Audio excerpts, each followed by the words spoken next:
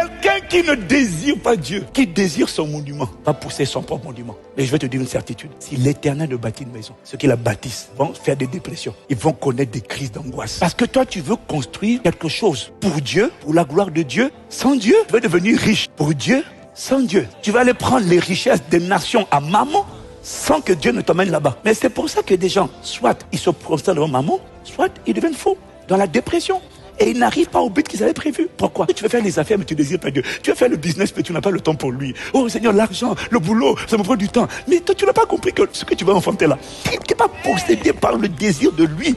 La semence de lui n'est pas là. Et s'il n'y a pas la semence de Dieu, il y a beaucoup d'efforts humains. Tu as beaucoup d'erreurs. Tu as beaucoup d'escroqueries. Tu te fais arnaquer parce que tu ne marches pas selon sa parole.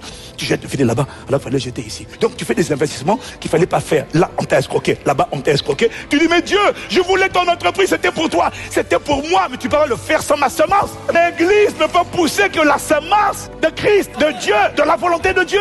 C'est pour ça qu'il y a peu de mariages qui sont selon le plan de Dieu. Il y a peu de travail qui sont selon le plan de Dieu. Il y a peu de projets qui se font selon le plan de Dieu. Parce que tu n'as pas compris que ça commence par la semence. Et la semence commence par le désir. Tu veux faire, mais tu ne le désires pas. Du coup, il dit, je peux pas. Tu vas tout seul. Je te défie. Examine ta vie. Regarde ton passé. Regarde où tu es aujourd'hui. Regarde ce que tu voulais enfanter. Regarde ce que tu as enfanté. Tu vas voir que tu ne vas pas enfanter ce que tu aurais dû enfanter. Donc, on fait beaucoup de prières, beaucoup de jeûnes. Ça fait longtemps que tu arraches le travail, le mariage. C'est bien. Non, c'est pas mauvais. C'est bien. Mais ça ne sortira pas tant que lui, il n'est pas ton premier désir.